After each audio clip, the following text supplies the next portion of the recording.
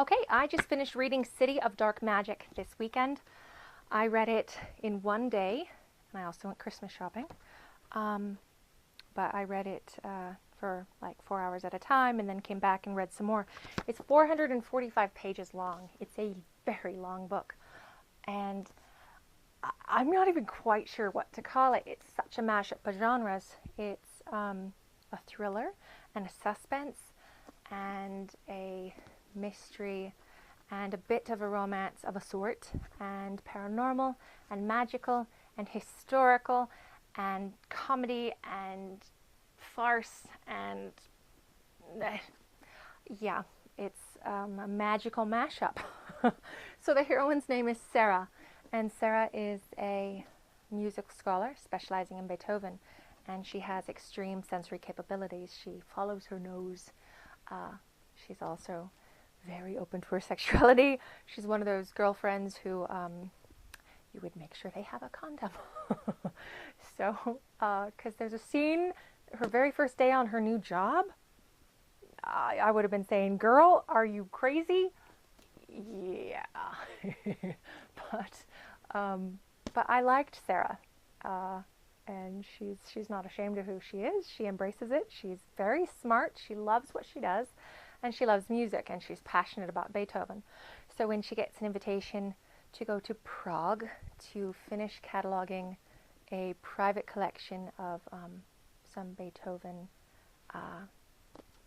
memorabilia, music and letters and things like that, at a palace, and she'll get paid for it, she jumps on it.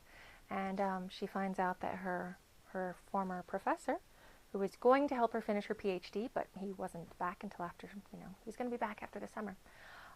He was at this palace, and they say he committed suicide. And she doesn't believe it.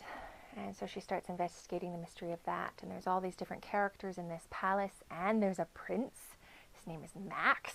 And I liked Max. I actually wanted to get to know Max even more. And there's a little person named Nico, and he's intriguing and funny, and yeah. And there's Shizuko, who is she specializes in weapon history, and she's fantastic.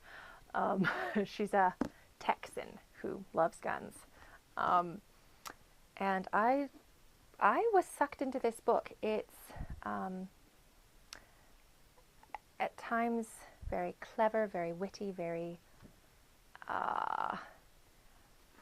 I don't know, I was just pulled into it. I liked the writing style. I personally liked all the details about Beethoven and the historical elements and the alchemy, and there ends up being time travel put in this book as well. So how many genres can you stack in a novel? But I just went with it. Felt kind of like a roller coaster, and I enjoyed the ride. So I want to read to you a little bit from it. I think this book would be an excellent book to listen to. I liked how the words flowed. I really enjoyed this book. Like I said, I read it in one day.